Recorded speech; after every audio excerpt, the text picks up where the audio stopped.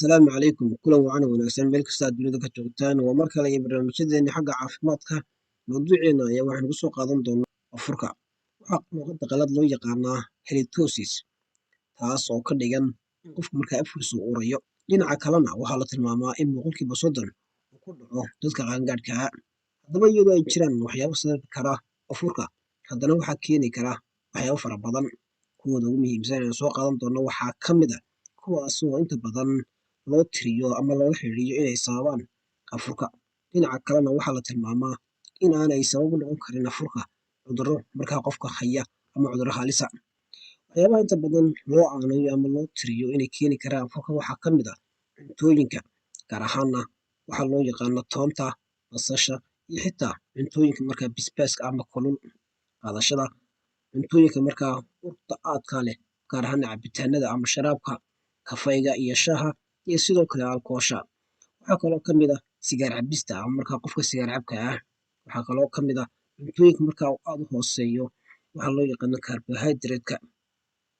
Dhinaca kalena waxaa ka mid ah dawooyinka qaarkood iyo weliba xaaladda afka ama ilkaha oo liidata. Intaa waxaa sii raaci kara maadada loo yaqaano saliifa, oo haddii ay qofka ku yaraato afkiisa oo afka qofka qalalo, taasina waxay keentaa in inta badan qofka afkiisa uro.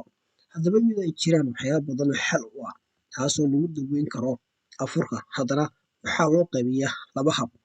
Midi waxay noqonaysaa in qofku markaa uu isagu si iskii ah uu markaa isu daryeelo, taasoo markaa uu la dagaalamayo ama uu daweynayo afurka. Waxaa ka mid ah in qofku uu cadaydo maalintii ugu yaraan 2 jeer, inuu isticmaalo dunta ilkaha. Waxaa kaloo la soo jeedinayaa inuu qofku aad u xoqo carrabka, gaar ahaana qaybta dambe, taas oo daraasadihii ugu dambeeyay ay sheegayaan in inta badan ay keento bakteeriyada afku inay ku ururto halkaasi, taasoo keeni karta in afku uro. Waxaa kale oo la soo jeedinayaa in qofku isticmaalo waxyaabaha afka lagu nadiifiyo, taas oo ugu dambeyntii afka ka saari karta bakteeriyada, taas inta badan la falgasha cuntada ilkaha ku hadha dhexdooda, taasoo keeni karta in qofka afkiisa uu uro. Waxaa sidoo kale talooyin lagu soo jeedinayaa qofku inuu joojiyo sigaar cabista iyo sidoo kale inuu ka dheeraado dhammaan waxyaabaha tubaakada ah, kana dheeraado waxyaabaha tubaakada laga soo saaro.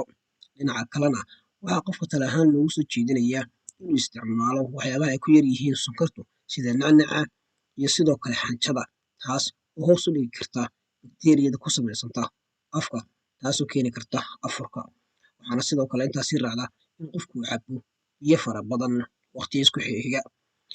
Waxaa kale oo iyaduna meesha ku jirta in qofku isticmaalo khudradda, taas iyaduna sidoo kale hoos u dhigi karta, maadaama afurku yahay mid dhibaato ku haysa guud ahaan dadka dunida, gaar ahaan da'yarta.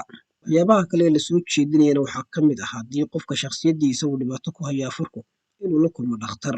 Dhinaca kalena waxaa iyaduna meesha ku jirta in qofku uu daryeelka caafimaadka ilkihiisa iyo afkaba uu kala xiriiro dhakhtar, haddii ay tahay mid dhibaato weyn ku haysa islamarkaana aanu isagu maarayn karin.